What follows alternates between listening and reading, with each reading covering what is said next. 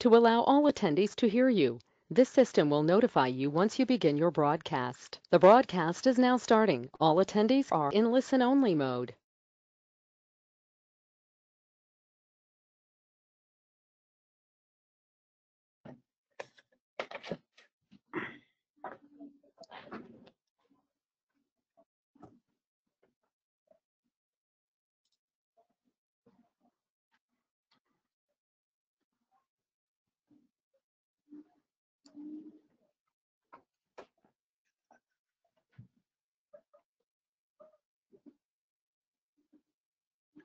Hi.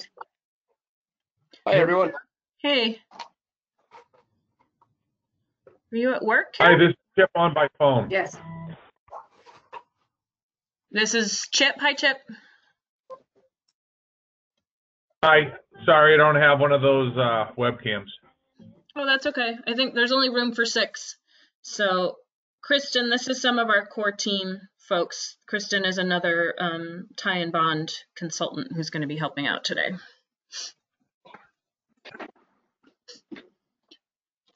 Oh, I was muted. Hi, everyone. Hi. Hi. Good morning. Morning, Henry. Good. I'm glad you can hear me. And I don't know if this actually worked or not. Yep.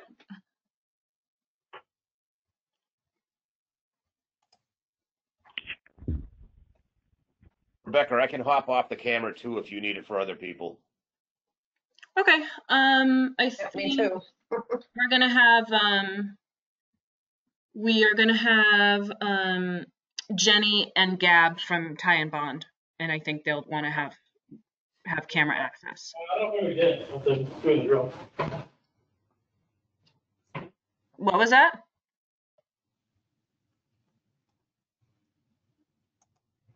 I don't know who that was.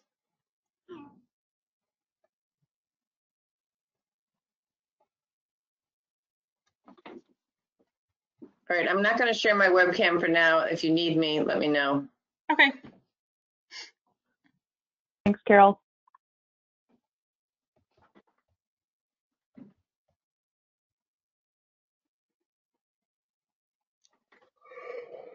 Hi, Jenny. Hello. How is everyone? Good. Let me get the glare out. I'm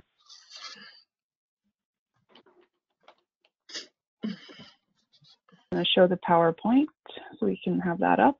Okay.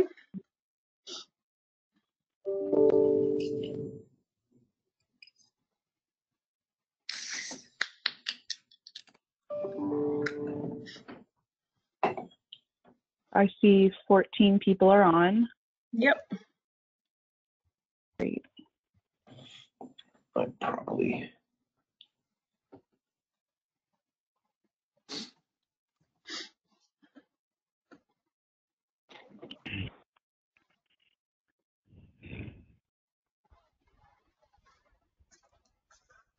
Wish we were playing some music or something fun for everyone.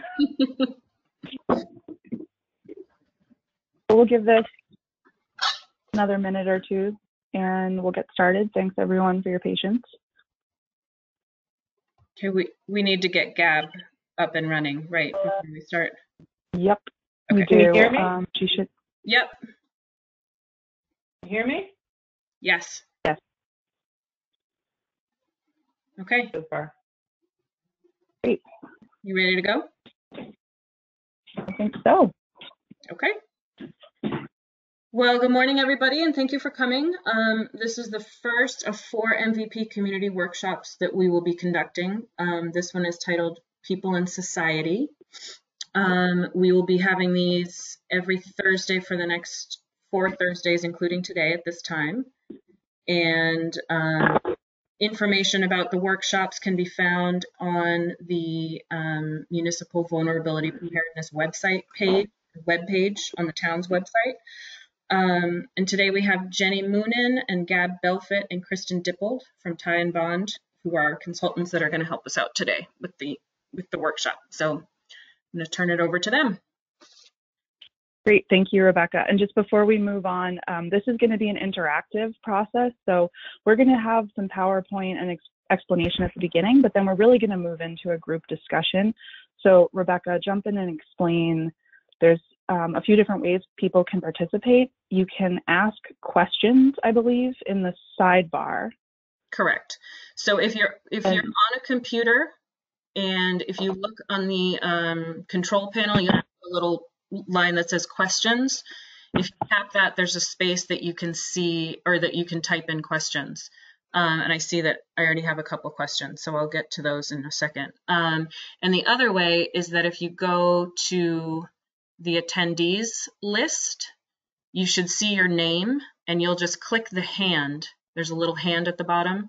You'll click your hand, and when it's time for us to call on you, we'll unmute you, and then you'll be able to talk. So right now, I actually, Rebecca, see a person has a hand raised. Yeah. Do you want to take that now? I think that might be good if there's a reason for that. Sure. Jim, you are muted by yourself. Can you unmute yourself?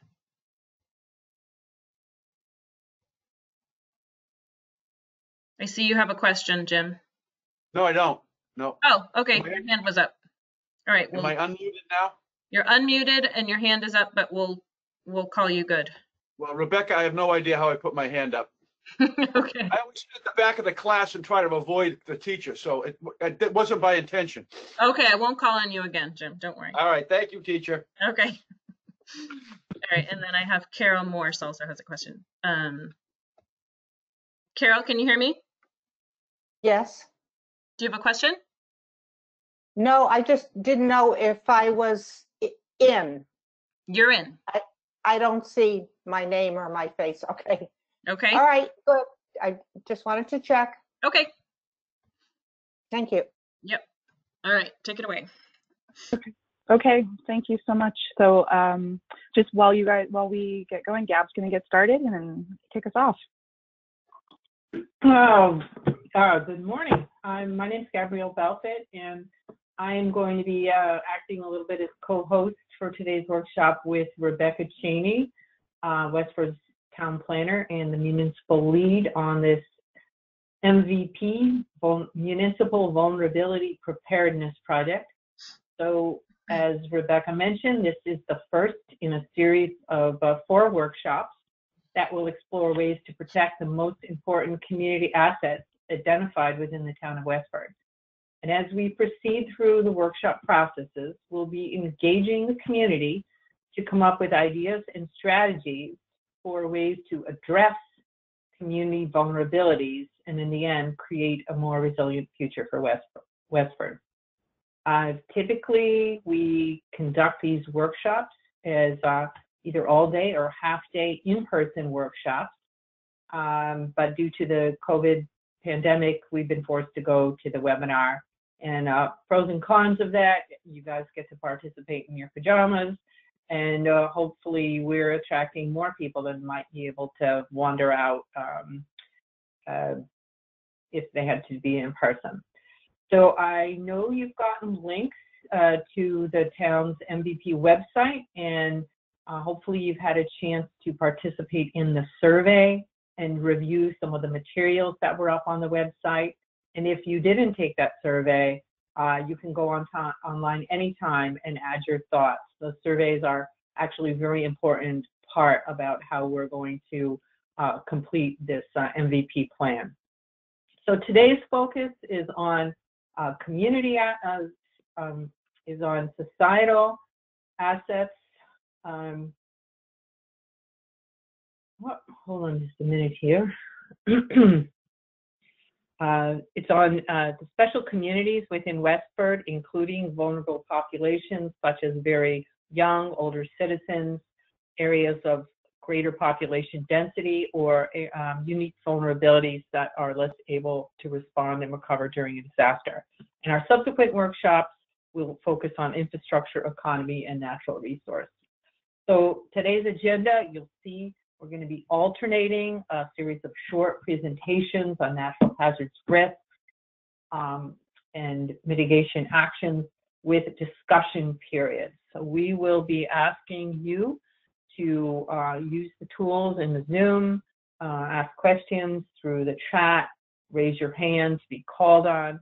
So we'll have a good interactive discussion. And just if it hasn't already been done so, just on the staff end of the workshop, Jenny Moonen will be our lead presenter today, and Kristen Dippold is going to act as the moderator for the Q&A session. And Kristen is from our West Wood office. So I'm going to turn it back to Rebecca for a few introductory remarks about why we're doing this important work. Let me just unmute myself here. So I just want to let people know that the reason we wanted to do this was because it will set us up, will set the town up for opportunities to get funding for emergency preparedness and to prepare for more frequent and more intense storm events related to climate change. And connected with the MVP process, we're also doing a hazard mitigation plan update, which ties nicely into the MVP, and they sort of dovetail together. So it was an opportunity to get both of those things done at the same time.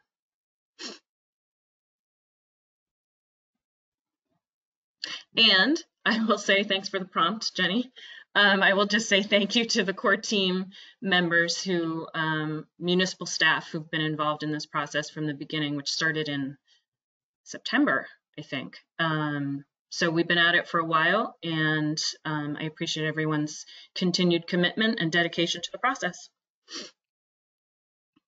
Great, thanks, Rebecca. So if you, oops, that's not the right, we'll skip that slide.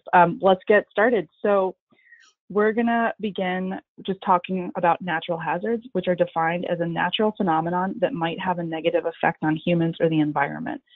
So a good example we like to use is a natural hazard like the sun. The risk from that hazard is a sunburn, and the vulnerability includes the length and exposure of the skin to the sun. And a mitigation action is to reduce risk from the hazard, which is the sun, is to apply sunscreen or seek shade. So I know it's a simple example, but it kind of helps you understand what are natural hazards, what are risks, what's vulnerability, and what are mitigation actions, which are terms that are very common in the HMP and MVP planning process. Natural hazards are events that can threaten lives, property, and other assets. They're often able to be predicted as they tend to occur repeatedly in the same geographic locations because they're related to weather patterns and physical characteristics of an area. Note that pandemics are not natural hazards under the hazard mitigation planning program. On the screen, you can see the list of natural hazards. These come from the Commonwealth of Massachusetts statewide hazard mitigation and climate adaptation plan. And there's 3 that are crossed out that don't apply to Westford because Westford's an inland community. There's also there's a lot of data sources that explain more information about the natural hazards, including the Northern Middlesex Regional Hazard Mitigation Plan from 2015 that includes Westford, the 2018 Massachusetts climate change projections, as well as that state hazard mitigation plan I mentioned. And those are all linked on the town website that we'll have at the end of this so that folks can, if you haven't seen them, check them out. We really appreciate the folks that have taken the survey so far, and so far we have 15 responses, and based on that input from the survey, this is the current list of past and present hazards in Westford based on folks' perceptions. We also asked everyone to think about what future hazards they're expecting and concerned about being more frequent in Westford. And the screen right here shows the list that is based on the survey. So people are worried about more invasive species, more frequent and prolonged temperature extremes and drought, ice storms, and hurricanes, tropical storms.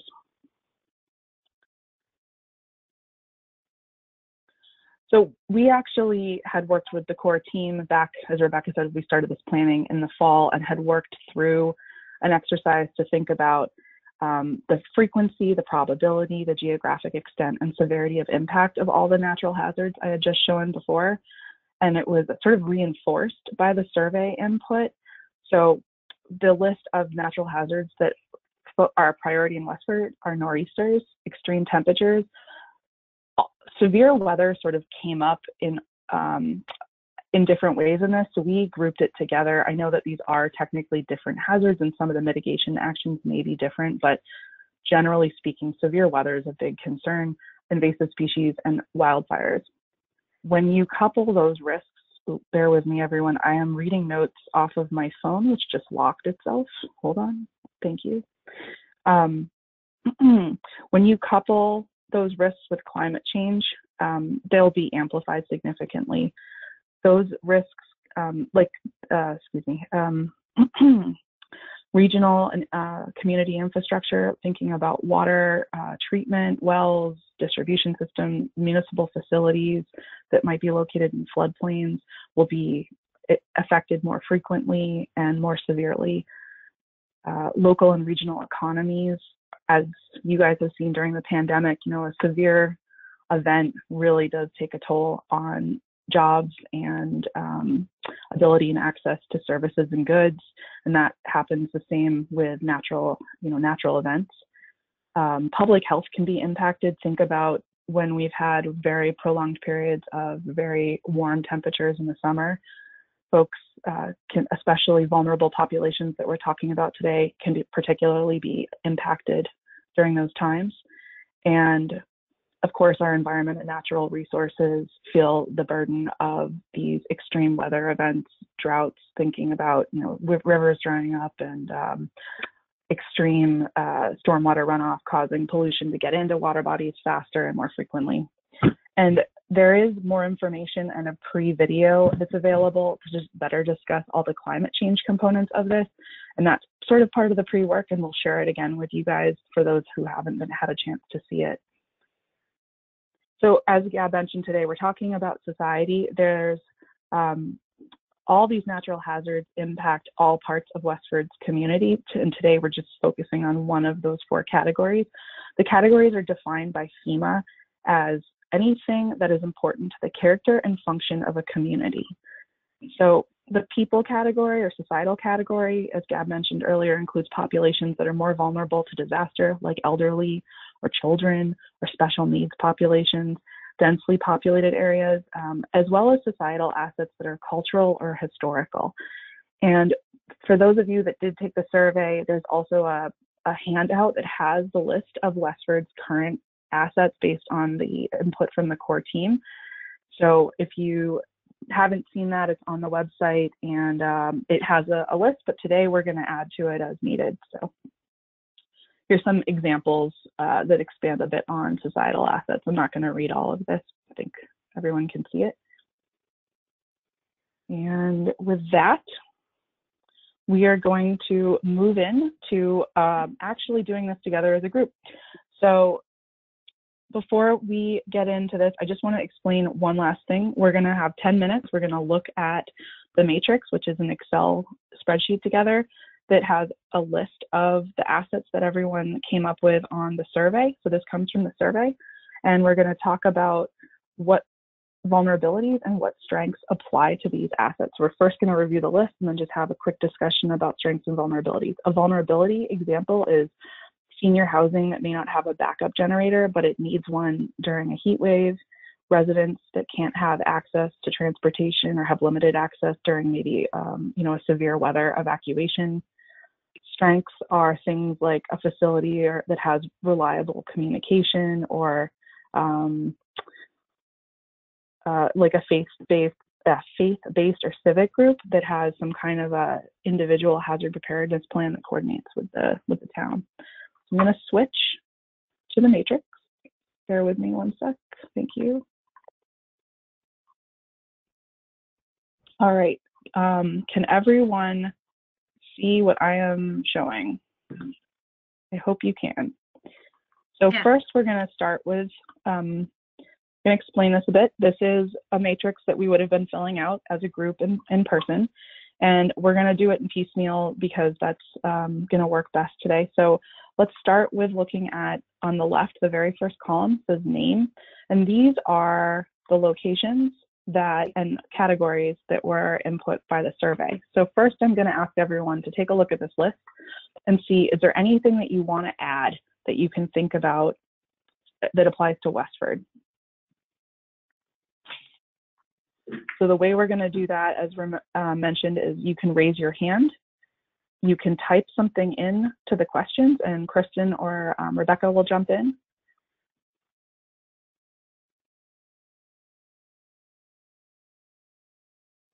I'm not seeing anyone have anything. Rebecca or Kristen, you getting anything?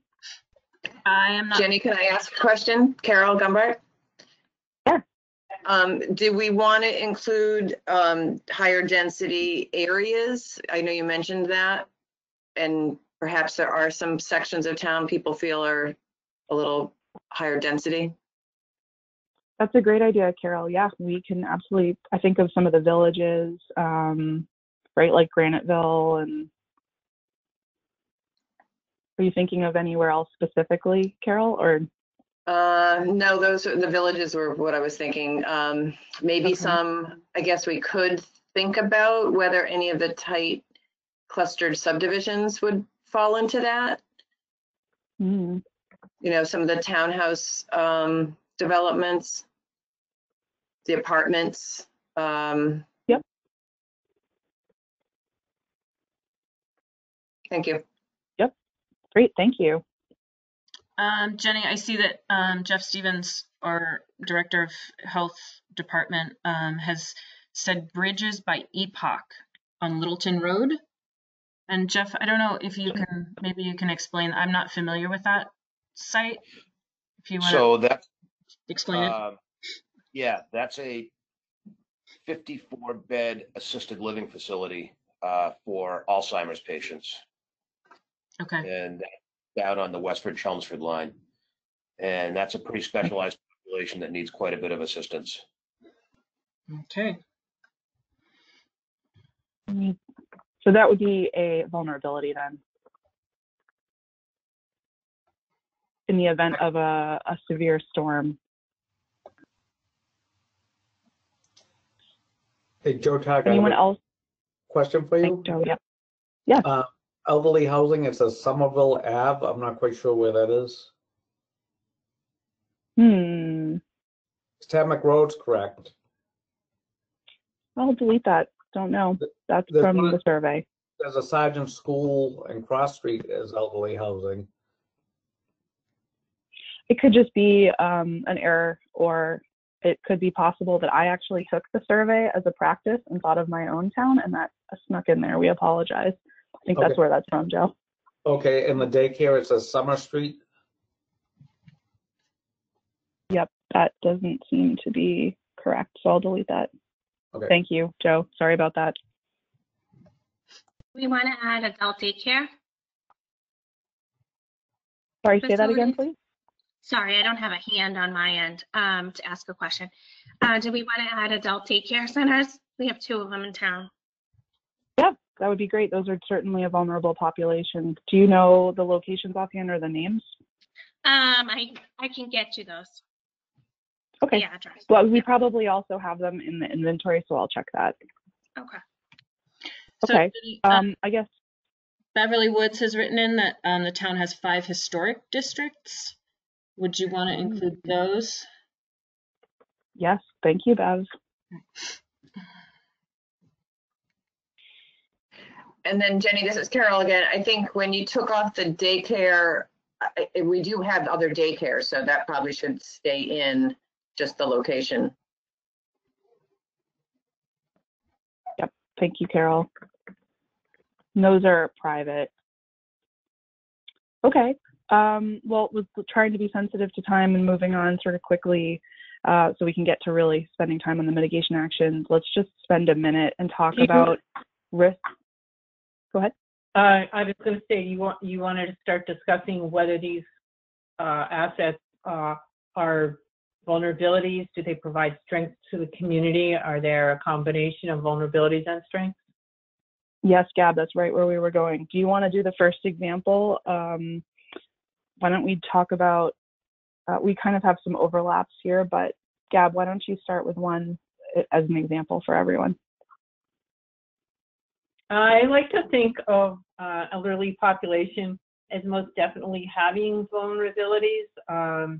If they're elderly living alone at home, they may have some not be able to get out as often. They may find themselves needing assistance to get basic food supplies or assistance with evacuation. But I also see them as real strength because they have the experience of having survived many natural hazard disasters and of being particularly, or many of them are creative in coming up with solutions that are, based on those experiences. So great. Just like to recognize their. That's okay. No, that's great. And that applies, I think, we have elderly housing, elderly living alone, the elderly population strengths and vulnerabilities can also apply. Does anyone else want to jump in about one that you want, that comes to, rises to the top of your list that you'd like to talk about being a vulnerability or having strengths that support the community? Jenny, this is Rebecca. Can I ask you a question? Sure. I'm wondering if there's any, where I got some information from Ray Dick, who's in the health department, who was telling me about some Facebook groups that are particular to certain populations in town, and if those, without having actual infrastructure, if they, in a location per se, could they be included on this list as an asset? There's a communication network. A Facebook group. Yeah, that's related. Communication network. That's specific to a certain population in town. Yeah, we always put that extra bucket category down there at the bottom, Jenny. That's, yeah. So, is this what you're thinking, Gab? Communication network can be like Facebook. Sure. And that's a strength because it helps different groups receive information. Yep, I mean, would something on that, neighbor helping neighbor kind of thing fall under there? Yep. Support network.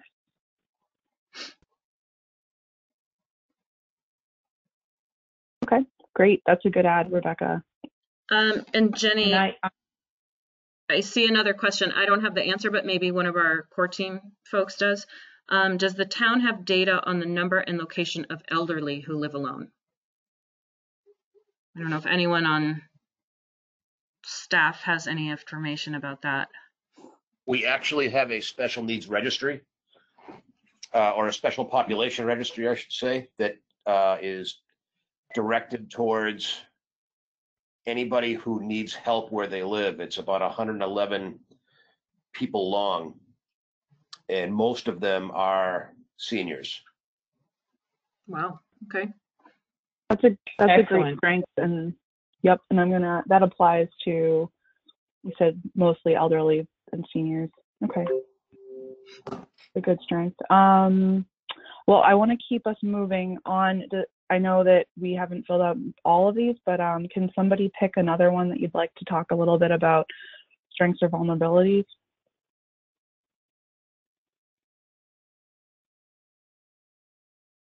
Bueller.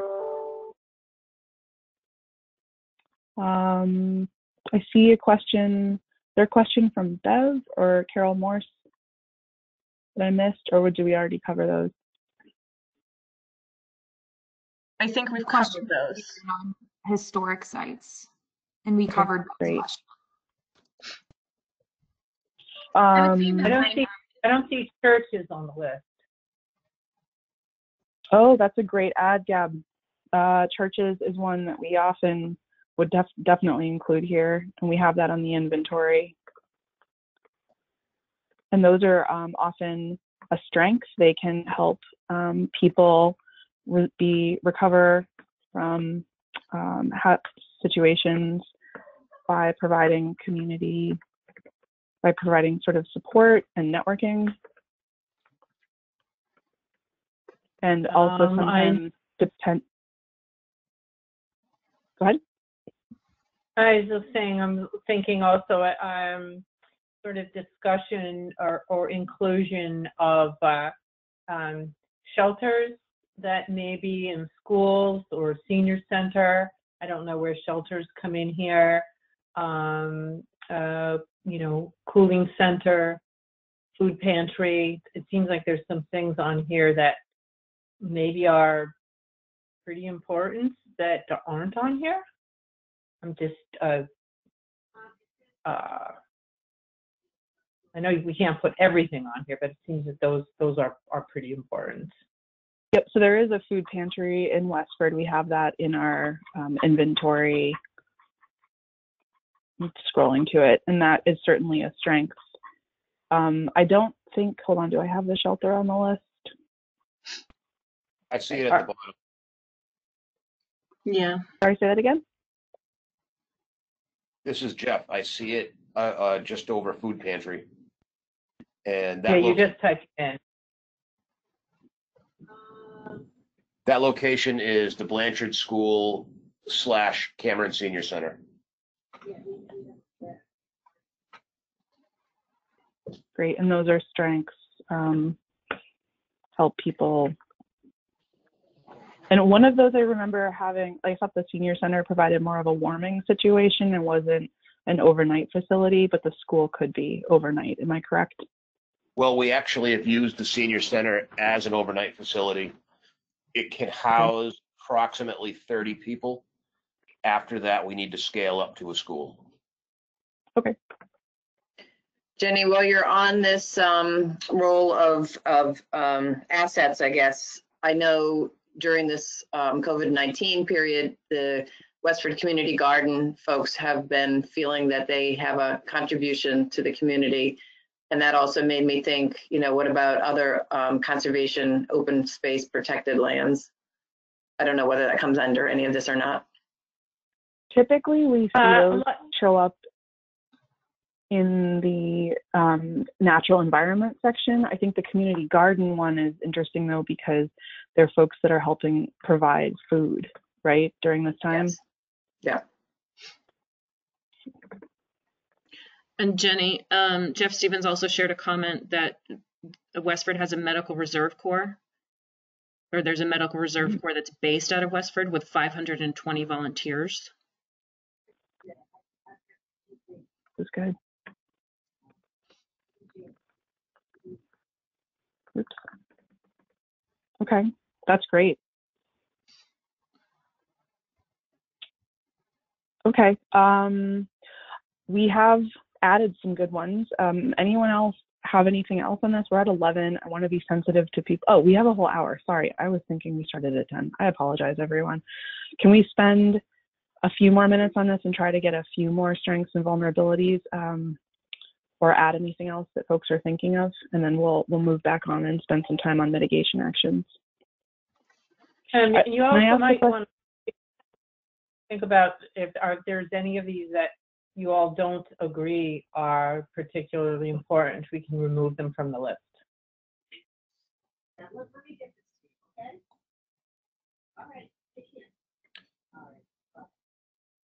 Do we have a list of vulnerabilities? Say that again, please. Do we have a list of vulnerabilities? Or is this all in one list? We have a list of, so we, a list of vulnerabilities. Gab, how do we answer that? Help me out, please. So we developed a list of all of the community assets within the community, divided up between societal, infrastructural, economic, and natural resources. As far as identifying vulnerabilities, we do map the community assets against the flood zones, but that's really it. In our work, we're relying on you, the stakeholders, to provide the input about specific strengths and vulnerabilities. That's the purpose of doing these workshops is to have the community let us know what their, this input. And there is narrative as well in the hazard mitigation plan under each hazard about how that hazard makes the assets vulnerable. So there is description of it, but it's not always going to be site specific to each asset, if that makes sense. So as we're going through and talking about some of these specifics, that wouldn't necessarily already be prepared, like Gab was saying. That's a good point. The hazard mitigation plan, it talks to the vulnerabilities specific to each type of natural hazard event. And Jenny, you have them up there at the top. You want to just scroll up to remind them that we're talking about the top 4 or 5 or 6 natural hazards in Westford. So we're looking, we're not considering everything that's out there. We're focusing on strengths and vulnerabilities related to the asset's ability to withstand these events or that are vulnerable to these events. That helped. Maybe it did. Maybe it didn't. Jenny, we also have some low-income veterans housing in town, and I'm not remembering offhand the location. I'll just add it to the low-income housing, including veterans. I think, isn't it at the corner of Route 27 and what is that, at the intersection of 27? Which one? It's Carlisle Road. Thank you, Joe.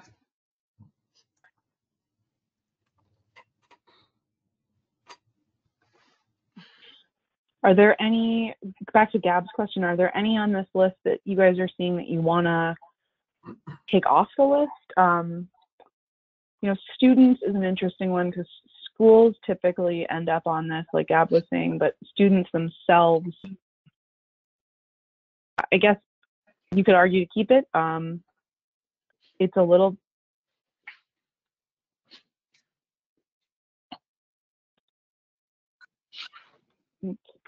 things wrong. I'd get rid of students.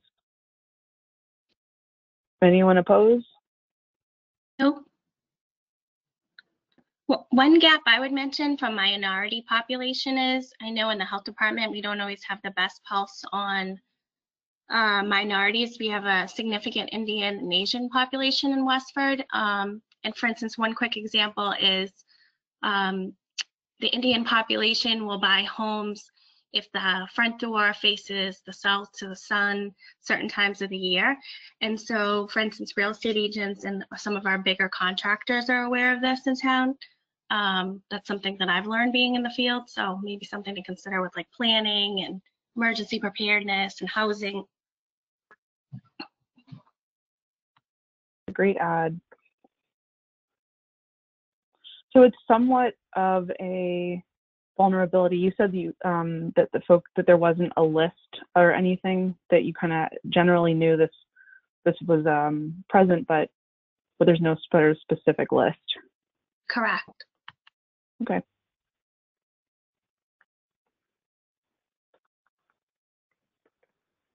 Great. Okay. Oops, I'm gonna have to do some formatting. Anyone else?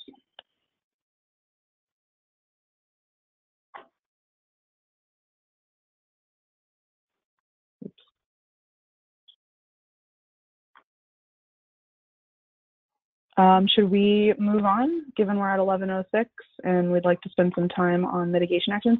If people think of other things, we can add them in here. And also, we're going to be expanding on what we heard, because some of the things we heard do apply to multiple rows here. And the core team as well will have a chance to sort of weigh in again, because I know that you guys know a lot of specifics, but maybe didn't get captured today. So. Okay. Bear with me. Back to sharing. Okay, we'll go back to the PowerPoint. and pick up from where we left off.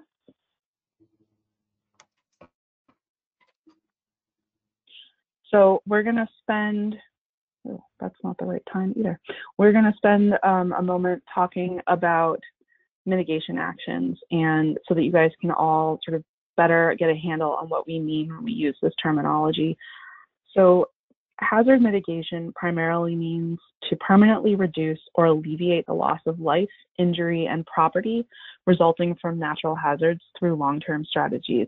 And these strategies are the mitigation actions, and they include 6 categories. So planning, policy changes, education programs, infrastructure, and other activities. So I'm just going to talk through these categories a bit with some examples so that you guys can keep these in mind when we go back to the matrix and start filling out, what can we do to make these, all these assets that we've talked about more resilient to hazards in town. So prevention can include capital improvement planning, local regulations and code development, bylaws, thinking about building codes. Property protection can include acquisition, elevating properties, relocating, or adding structural types of retrofits. For public education and awareness is pretty self-explanatory, but doing outreach and education, providing hazard information centers.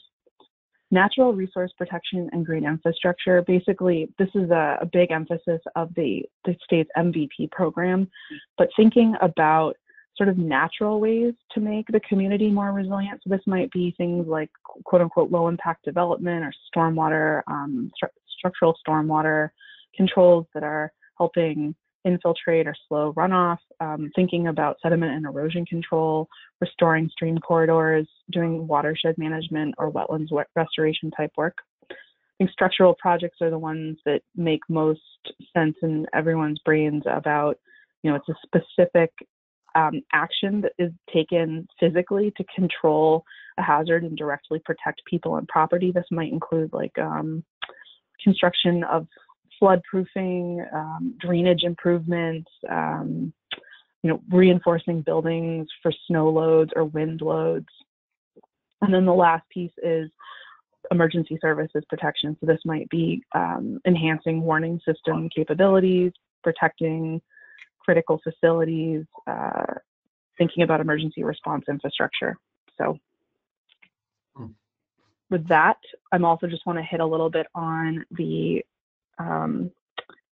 thinking just about nature-based solutions specifically. So on the left, you can see hazards that are likely to increase in the face of climate change.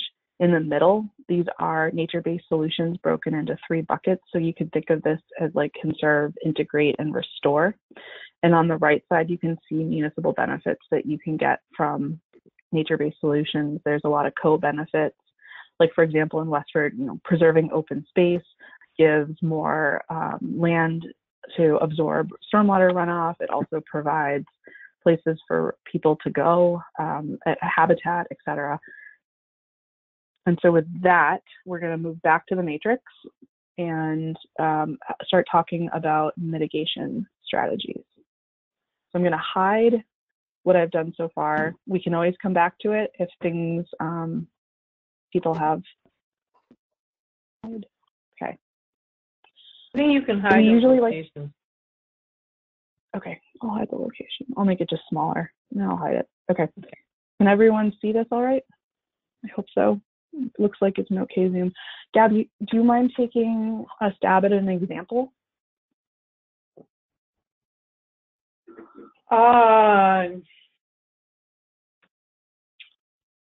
So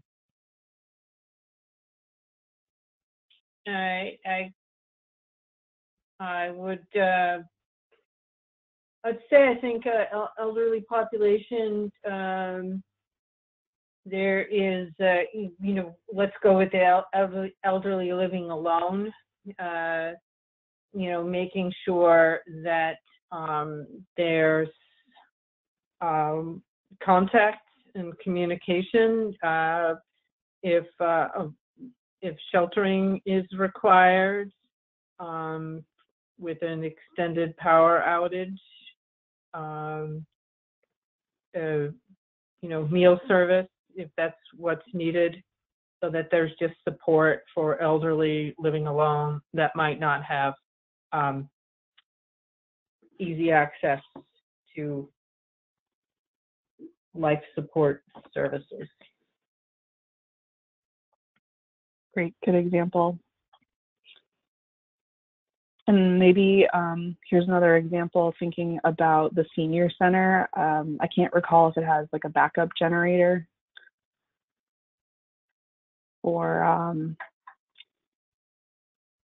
but jump in if I have that wrong, but if it doesn't have a backup generator, providing backup power or a connection for a backup generator. Cameron does have a generator. It does, okay.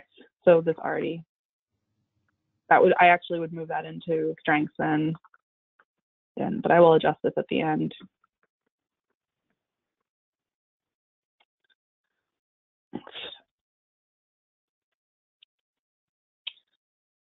Well, maybe we can start with some of the ones that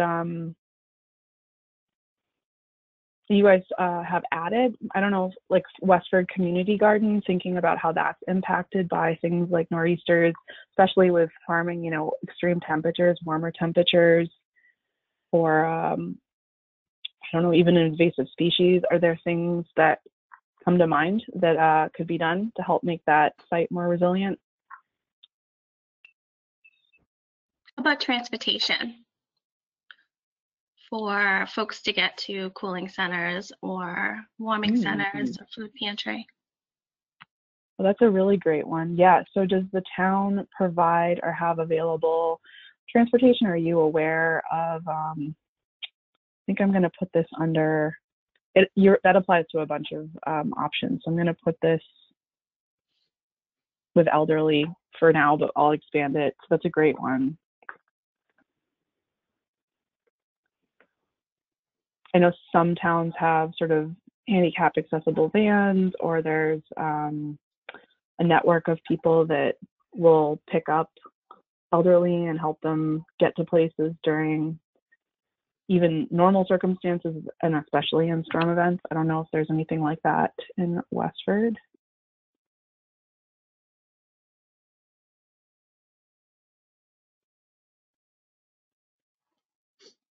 I thought of one which is providing information to caregivers of seniors, disabled residents, special needs, or what to do in an emergency, phone numbers, contacts, where to go, so that they have this as a resource. And possibly providing that information in multiple languages, if that's recognized, as those caregivers English may not be their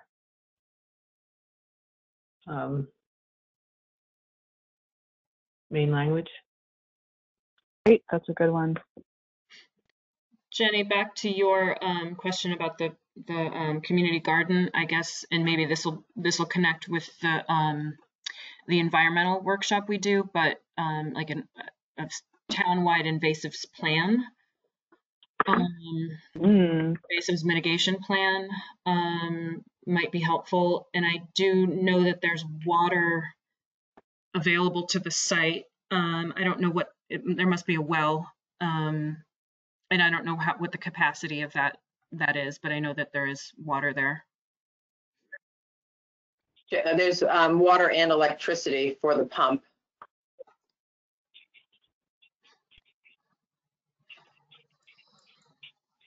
I guess and tell me if this isn't the right spot for it, but also just thinking about, you were using like the sun as an issue in the drought and just dry conditions.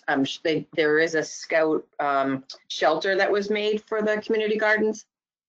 It's just an outside shelter, but it's it's a spot to get out of the sun. That's great.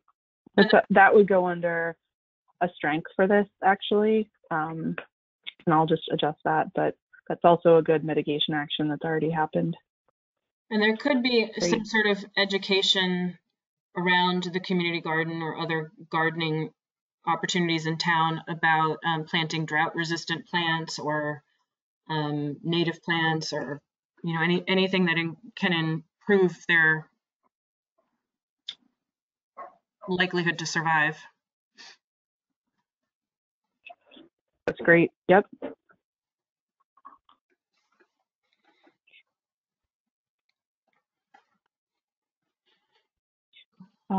Somebody else want to pick one that speaks to you and talk a little bit about it?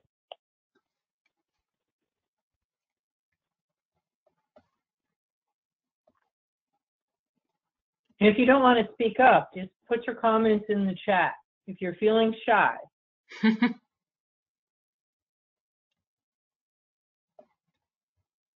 And no idea is a bad idea. Thinking about historic districts, and this had come up in other communities,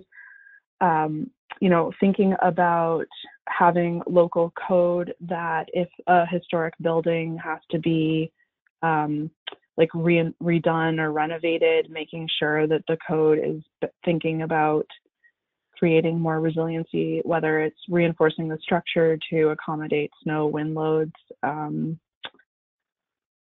or helping, still maintaining and preserving the integrity of the history, but also thinking about prolonging its life in the face of future natural disasters. I don't know if you guys are okay with me adding that one. That's something. Yeah, that sounds good. Yeah. Can I speak on that? Yes. This is Henry. I don't have a hand to wave, so I'm sorry. With the respect to historical buildings and things like that, making them ADA compliant, and the issue with that there is that unless they are doing work to the building, we can't force them to do anything with it legally from the building code's point of view.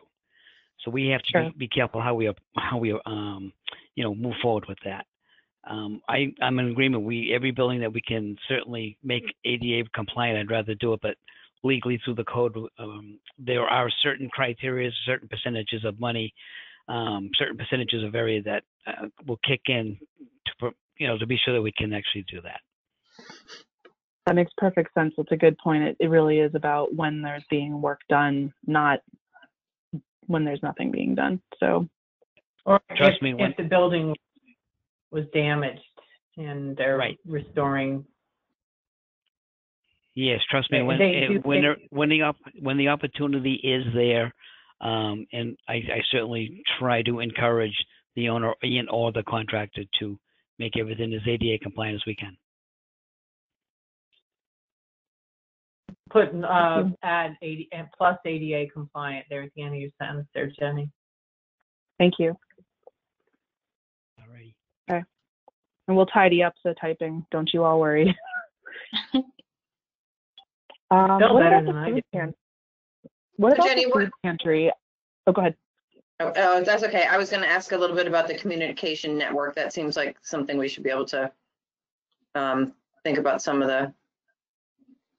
Well, the thing is too, with the communication network, for me, there's a lot of platforms out there, on social media, that you can reach out to different groups, like our Jewish community, ties in with churches, again, some of our different populations. And not only do we have platforms like, say, Parent Connection, that we can listservs of ways of getting out to people, but like I said, social media, a lot of people to communicate. One of the disadvantages I find is, for instance, when a new development goes into town, for instance, Hanover, Westford, you have 400, say, apartments, and it's a whole community. And we as a town don't have any kind of town-wide listserv, how we could reach out to some of these different, I call them like mini or sub-communities within the community, where we could reach out to them in an event of a disaster or with better communication. So do you have reverse 911 in the community? We do. Or code red and code red? We do. Okay. Ray, we It's may act- be able to connect with people who are, on the management team or something for those developments. Yeah. So as a way to get a message out to the community quickly, they may have something internally that we could have access to or, communicate with. Okay. So that's a good One thing to keep in mind is that not everyone is tech savvy, that many people don't have smartphones, and you can't forget about that. Right. Right. Just a clarification, we went from code red to rave now. To raid. I have these, a lot of this stuff I have in my notes from the actual core team meetings. So some of these corrections I will go through and make because I know that we've talked about all this, well, specifically that before. So bear with this a little bit. It's supposed to be somewhat of a stakeholder and community process, and then there's some fine tuning based on specifics from the core team. Hello, this is Chip. How you doing? Hey, Chip. Hey, I was thinking on the communications. When I'm in paving subdivisions, they all seem to have their own homeowners association or network. And I think if you're looking to expand a way of communicating, that asking or reaching out to everybody in the community, even if they have a small network, that they could be included in on a blast email or notification. They may be more apt to look at their emails or stuff like that than answer the phone or do some of the other things. Just a suggestion. Another source of communication tools that I've found that worked out pretty good when I'm doing work in those neighborhoods. Great, thanks, Chip. It seems like multimodal communication, but thinking about streamlining it maybe a little bit more, because it sounds like there's a lot of options in Westford between different programs and different nonprofits, as well as the town, as well as private groups. It's maybe just overall the mitigation action is sort of streamlining communication and looking at the methods and sort of fine tuning it to be a little bit more targeted in the event of a natural hazard. Does that kind of sum up what people are thinking? Yes. Yes. Yeah, I think so. Okay, great.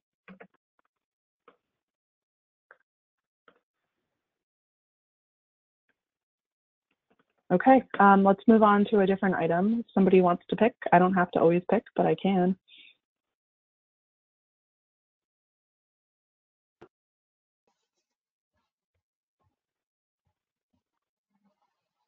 I did want to touch on the food pantry. I can't recall, it's private, right?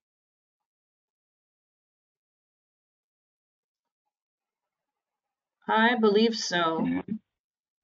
I'm sure someone else out there has a more firm answer. Does the town, do municipal staff or get involved in the food pantry or encouraging use of it? If there was a, go ahead. Oh, no, I was just going to say both. It's both employees of the Cameron Senior Center and volunteers run the food pantry. Great.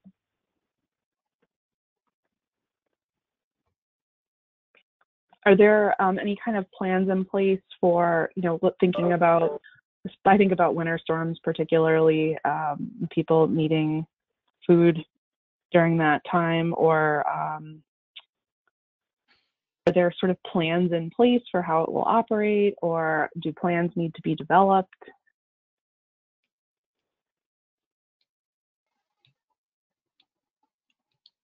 I think we'd have to ask the food pantry if they have those plans. I don't know that off the top of my head.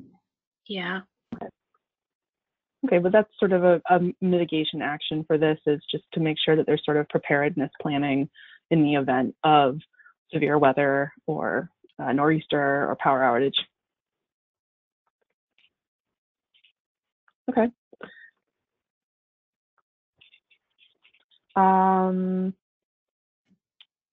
But what about bridges by, is it Epic? Yeah. What about that? It's private facility, right? So Yes. are there requirements by the town for them to have evacuation or sort of planning for a power outage? That facility is on generator, and Joe, I think you can verify that too, right? Yes, it is. And just like the nursing home, they're required to have evacuation plans and all, like a comprehensive emergency management plan for the facility also. Okay. So that applies to not just this facility, but also that you said nursing homes. Yes. Yeah. Okay, so we'll put that in. Does they get filed with the town? The plans, they're required to have them on site. Okay. Which they do have. We And usually they're get actually capable of using right now. we usually get questions from them, or we help them exercise the plan every once in a while too. Oh, that's great. That would be, I'll move that into strength towns. Great. I thought of one for you, Jenny, on higher density areas. Are those sites or other sites appropriate for tree planting or LID projects to help with lowering heat island impacts or improving stormwater, reducing flooding? Certainly, they're very beautiful, historic portion, nice villages. But I think adding, I don't know, I'm not going to speak for all the villages, but I think there could be opportunities for small types of projects like that, depending on existing infrastructure and utility conflicts, et cetera. I don't know if anyone else, what you guys think about that. Well, there are some new developments, like Ray was mentioning one, that have, enormous apartment complexes, and the landscaping requirements are not adjusted for those. So Gab brings up a good point. Like, one of my interests would be amending zoning bylaws to address heat island effects and changing some landscaping regulations to include, native plants or less grass and that kind of stuff. Just looking at those issues from a resiliency perspective. That's a great one, Rebecca.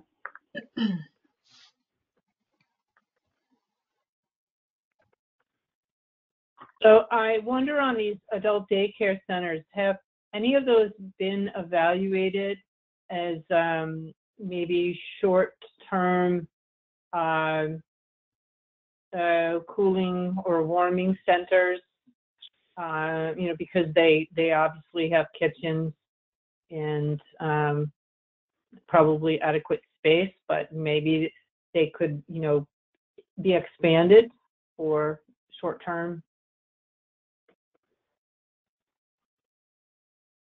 They're one-story residential homes. One is 77 Granville Road, and the other one's on Plain Road. They're just like, they're not very big. Usually about 4 people in the house plus staff. Oh, okay. Adult. I thought it was like adult day centers where they just go for the day, or they're staying there all the time. Well, there's those, and then we have the other one on Liberty Way. I can't think what the name of it is. New Path.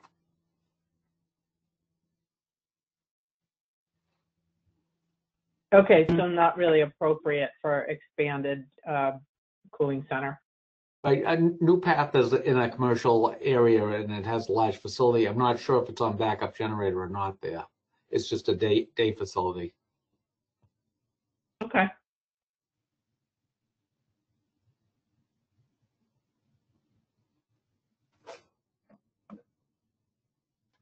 Joe, are places of worship like churches and whatnot, are those ever used as shelters? We have not used them. Typically, they don't have a backup power. Okay. But they are a strength in the community to help with recovering after a natural hazard event for a number of reasons, because they've got close ties with the community and can offer individual families resources. So I think they're important to keep in there. And shelters is important. We just need, we should probably just note the major ones that are there in Westford. Yep, we have that, Gab, in it's hidden right now. There's the two, the Cameron Senior Center and the school. And my memory from the discussions at the core team meeting are those are in good shape, and the town really keeps on top of that. And there's not a significant amount of mitigation needed right now. We typically don't name just one school as a shelter because we don't like people to go there if it's not open. Bill likes to use Branches School because of the location and the layout where you can lock off the rest of the building. We have used Stony Brook before also, and I think we might have used Westford Academy partially during the ice storm. Okay.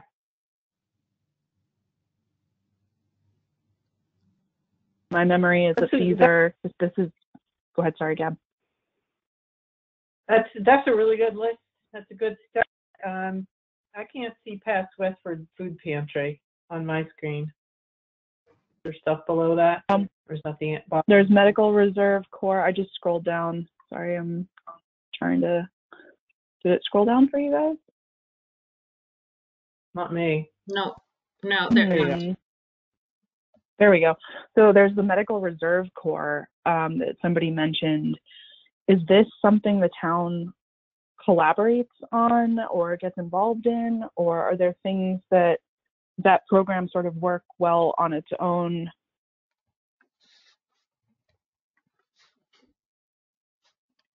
Jeff, I don't have any details about that. Jeff Stevens, do you have any more info on that?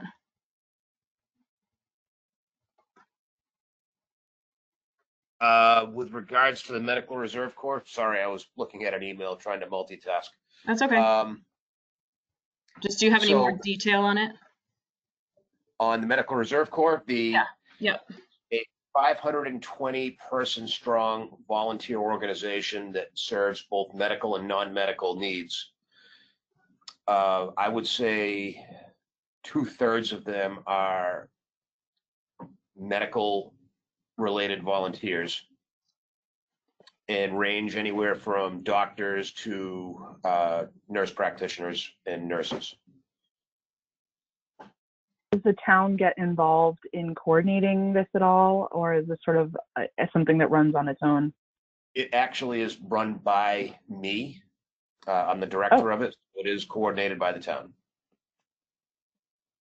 And we have a coordinator that actually has office space in town as well. And do they only serve Westford, or do they go to other communities too? We serve 7 communities. We serve Lowell, Chelmsford, Westford, Tewksbury, Dracut, Billerica, and Tingsboro. Wow. Lowell, Chelmsford, Dracut, Billerica. I missed them in the middle. Tingsboro, Tewksbury? Tewksbury. Tingsboro and Tewksbury. Cool. Okay, that's great. So is there a need for any strengthening of communication systems to deploy, or availability, of resources needed by those folks, like PPE or? That group can always use resources such as PPE, there's no doubt. There isn't a large budget to support the MRC, but usually if they're needed for a specific job, whoever is requiring their assistance or requesting their assistance supplies what they need. As far as communication with the MRC, we have a very good email system, and we're looking into actually expanding it with a group called Mass Response. And how is that group funded, Jeff? It's It totally is funded. volunteer? It is, well, the volunteers are just that, volunteers, and the coordinator is funded through public health emergency preparedness funds Okay. and medical reserve corps funds that's supplied by the state and the feds. Got it. And obviously any donation we can get and any grants we can write through whatever organization we can apply to. Oh, that's great. So it sounds like the sort of the mitigation action here is possibly an expanded communication system. That would probably be it. Okay, great. I'm not gonna harp on this. We're at 11:37. Our wrap up's very quick, so I'd like to spend, the next 13 minutes, and we'll just leave it to the very end. Just try to get a few more in here. Scrolling back up to the go ahead, Gab. Go ahead. Do you want us to start looking through here of what we might want to eliminate? Daycare, maybe one we want to eliminate.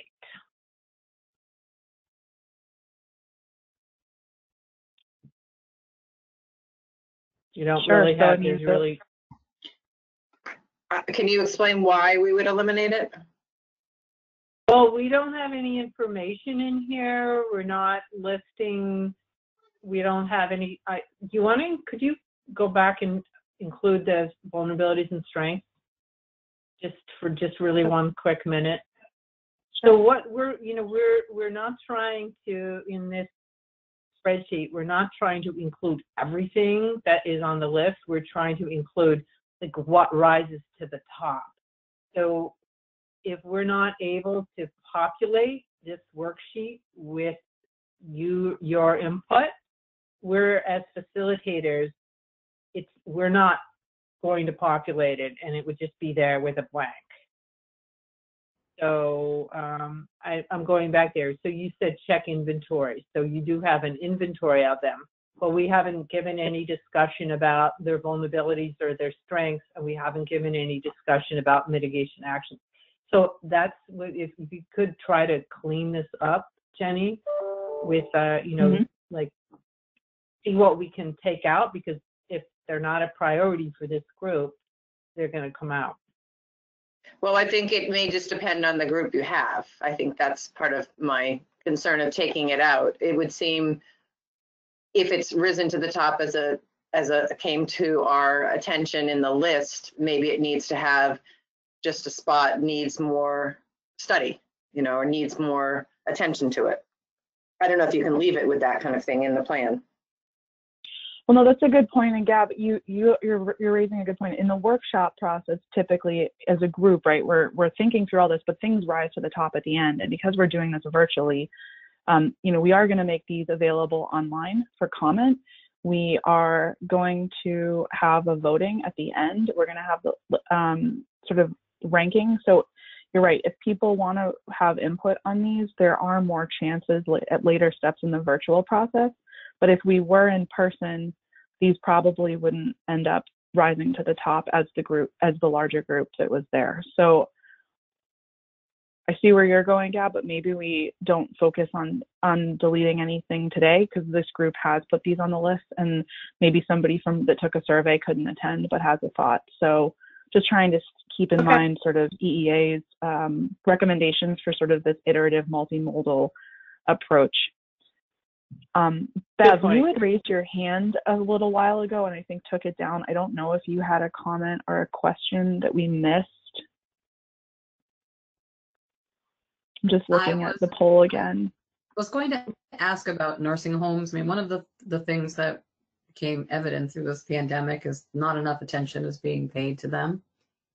And I know that this Westford Nursing Home is a private facility, and I assume that they have a plan in place in terms of what happens if they need to evacuate the facility. It seems that staffing is often an issue for these facilities as well. So is there a need to sort of strengthen whatever planning has been done for these facilities going forward in the event of an emergency based on everything that we've learned through the pandemic experience? It's a great one, Bev. Does anyone have anything they want to respond with on that? 'Cause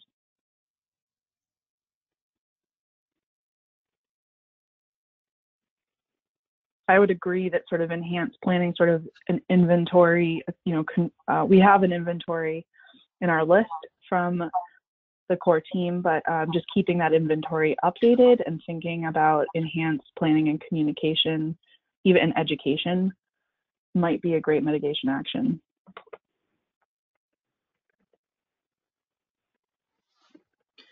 I don't know the details about what has shaken out in the COVID response for folks, but I know, some things have been adjusted for the food pantry, and for connecting with folks who are, elderly folks at home by themselves, and maybe a conversation for the core team at some point with the staff who've been involved in that response would be a way for us to update this with some new approaches to those issues that Bev is mentioning.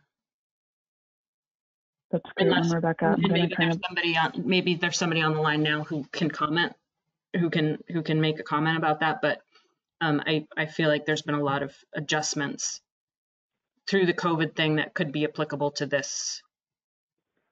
these topics.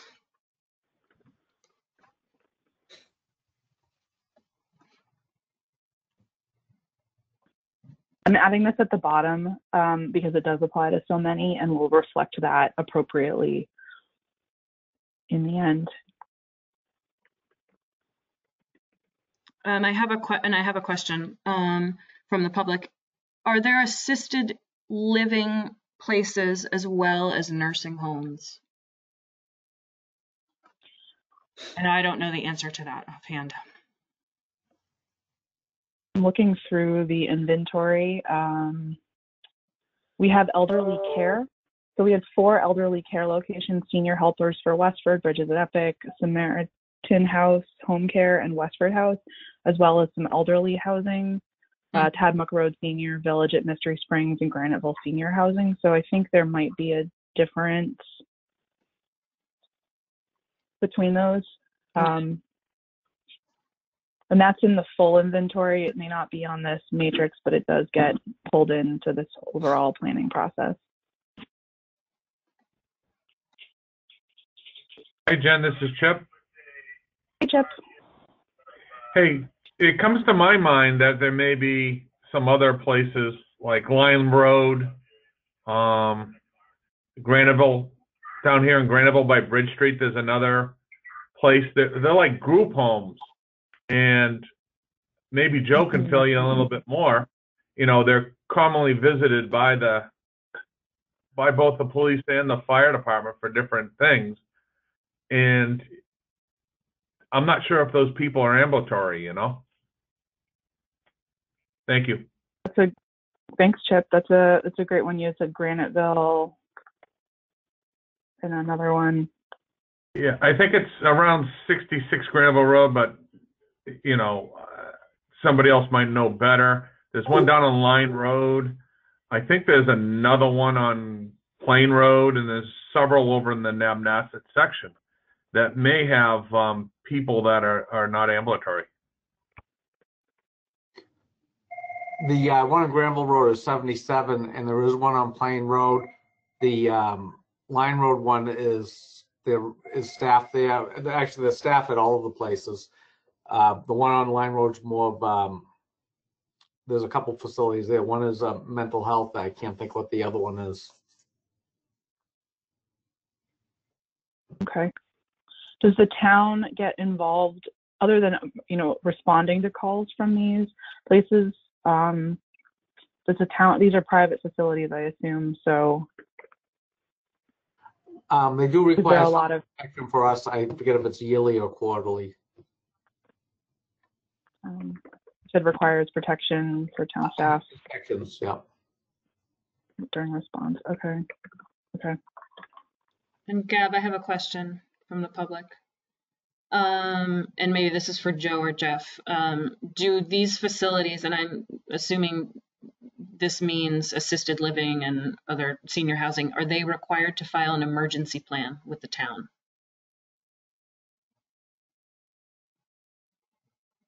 I don't know if they're required to file it with the town. I believe they're required by the state to have one. I see. Okay. I never received a copy of their plans. Okay. Joe, I think Nancy's working on putting that into her update of the plans, if I'm not mistaken. I agree that they will be included in their facilities. I'm not sure if we'll have their actual plans, but we can reach out to them when the time comes to see what they have. Jenny, I just am giving you a heads up about time. We've got about Right. 13 minutes left.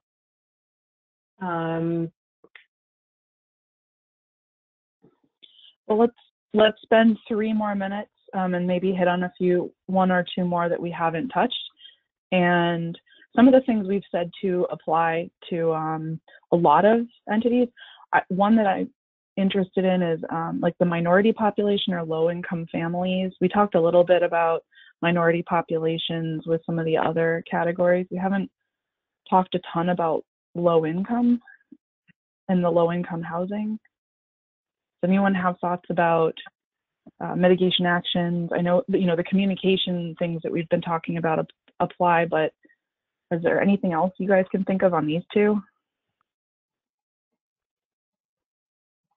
Well, maybe this is an addition to that communication piece, but maybe if there was some coordination with the services that low-income families might use as a way to filter information to them about about emergency, places to go, where to get food, that kind of stuff. And I think a lot of that maybe is already in place, but again, if people don't have internet access or cell phones or whatnot, there has to be another way to communicate information. Can I just also comment on that, Rebecca? I have been in situations where everyone's trying to get the same service and your communication on your cell phone's not working. I can think of when I was in Boston and everybody was trying to use their cell phone at the same time. So you need to have some kind of redundancy.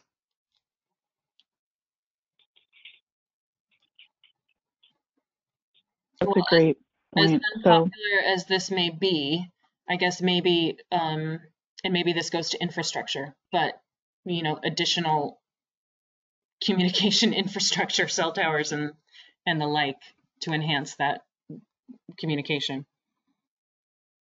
You do know you'll be quoted on that. I know. I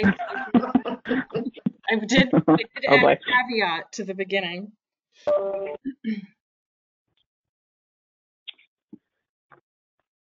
Just let's spend 1 more minute. Our wrap up is pretty quick, Gab. I know we're getting to the end and we do want to get people off of here by noon. Let's see. We talked about disabled. We talked about, a lot of the stuff we talked about did apply. Talked about homebound.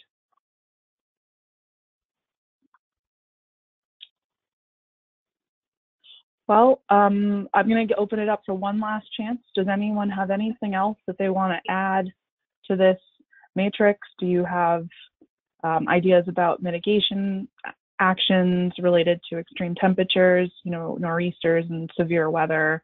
We did talk a little bit about invasive species. What about in wildfires? Oops, that's a little funky. I didn't mean to have that be like that. Last chance. I'm not seeing anything. Not seeing anything. Okay. Well, I'm hitting save. I just want to point out a thing that I noticed during power outages and snowstorms and so forth. I think a lot of people take it for granted that the cell phones always work, and we know that's the opposite. Not all the cell phone towers actually have backup generators, so they can go down pretty easily. Some of the people that have control of cell towers, their leases were recently up, and not all the carriers went back on because the people believe their cell phone tower is worth more than the providers want to do. And then one of the things I noticed with everybody's internet connection and so forth, during some storms that you lose the power for a certain amount of time, especially the Comcast network, they need to go around and put a whole bunch of small portable generators at certain locations in their network to keep their network alive. So all I'm pointing out is that the system that people see and use every day, there's a lot of holes in it. And I think that's what you're trying to think of. I think one of the things is a way of getting to communicate to everybody that if all these things go down, the town has that AM radio system. Everybody's got an AM radio in their car and so forth. That's my food for thought from what I noticed. So Chip, that's a great ad. Just thinking back to really, really worst case scenarios and making sure people have that in their mind. Hey, this is our kind of our last option is AM radio, and that's a great one. So just having the town communicate that in some form, and I'm sure there's stuff in the CEMP about that already, but I don't think you're right. Folks maybe don't know about that as an option offhand. Great last ad, Chip. Okay, well, let's go back to the PowerPoint and wrap up. Just going to switch over. 1 second. Okay. And hopefully we'll just, we'll end here. So there will be a post-workshop survey. We're going to use that to help rank all of these mitigation actions of all 4 sessions. So we'll be sharing that later, and that will sort of replace the end of the workshop that we typically would have had in person, where the tables come up with their top ones and then the group as a whole thinks about sort of what are the priority mitigation actions. We encourage you guys to sign up for additional workshops. There will be some repetitive information just because we have a changing group each time, but we will be doing the same kind of process. And they're just, as Rebecca said at the beginning, each week for the next 4 weeks. There's also a public meeting on Monday night at the planning board that Rebecca and I will be doing just a quick 20-minute update on more on the HMP planning process and give a chance for people to ask questions. There'll be a bunch of reports. We'll have the HMP and the findings report that summarizes this whole virtual process that'll be online and available for review. And then we'll have a listening session for the public. So that's sort of where we're going with the end of this. And I guess with that, Gab and I are available for questions. There'll be more chances for input, and Rebecca's going to be communicating with everyone that the stakeholders, so folks will have a chance to participate if they weren't able to make it today, or if you have additional thoughts, we're happy to take them. So anything else, Gab, Rebecca, that I missed? Any last questions from the group? I don't see any questions. And I just want to say thank you again, everyone, for attending and contributing, and hopefully we'll see you next week. Thank you all. We know this was a big chunk of your time today, and we really appreciate your participation and patience with the virtual process. And we really appreciate all your ideas. This was good. Thank you. Okay. Thanks, everyone.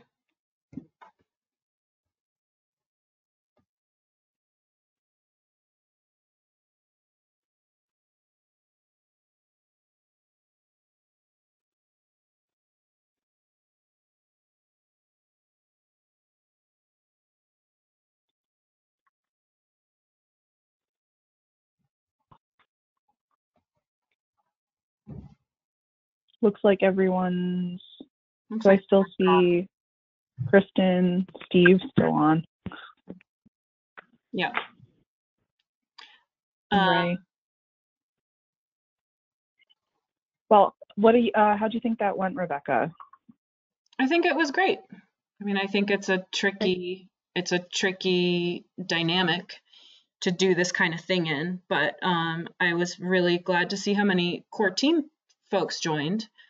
And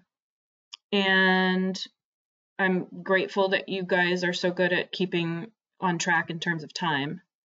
So I really appreciate that. I think it went well. I mean, I feel pleased. What do you think? Are there any? I think it went really well compared to the one we had yesterday. We had some obstructionist people, Rebecca, that just kind of took over the session, and it was challenging. So I thought this went well. They were like anti-climate change or something? Like they just wanted to ask questions about why we were even doing this whole process, because they think their existing planning's fine, and just didn't want to have the discussions. So that's a bummer. Like, I was like, why did you join? But I think this format worked well. I'm not sure we need Kristen to come back next time, because I feel like, Rebecca, you were getting some of the questions, and yeah, I'm sorry, Kristen. I think totally like mentioned that too, Rebecca. You did a really great job of fielding all of those, and you were able to jump in as they were coming. So I don't think I really need to jump on the next weeks if you think it's good. Sure, that's fine. I'm so used to doing that during board meetings, so it's just like second nature to me now. So I'm sorry, I didn't mean to like take over your assignment. No, you didn't at all. You were on it. So okay. If you don't need me, no totally fine with me. Yeah, that's fine. Well, Kristen, there's plenty of other things Kristen can be doing. She's supporting all 4 communities that we're doing this for. So, well then, so Kristen, you're off the hook. Anything that you want to change for next week, Rebecca? So it'll be the same. It's going to be the same, like basically the same thing, but with a different matrix. Yeah. There's going to be a slight difference, because infrastructure is probably, in reality, infrastructure ends up being sort of one of the more important sessions. Like most of the mitigation actions that we have in other communities focus on infrastructure. There'll be a bit more on what infrastructure is in the flood zone. So we have some maps, and I have GIS updating that. So I'll be talking about that a little bit more. Okay. And we will very carefully pre-populate the list, because what the audience says and what we know from your planning, we'll just be thinking through that a bit better. Okay. To try to keep it from getting too long, because it's that there'll be a lot of more on mitigation actions, I think, next week than on the list. Yeah. So like, for instance, what Chip brought up at the end about the cell towers, that seems like an infrastructure issue. Yeah. So how does that get transferred over? Like, will you guys just be keeping track and sort of putting things where they need to be, even if we hear things that belong in another session? Yeah. So we have the 4 workshops organized in our server, and what I will do is after this, we sort of organize the matrix, and I'll move stuff to the other workshops that I heard. You know what? I'm sorry. I need to stop recording this. Oh. Because I could. Hold on. How do I do that?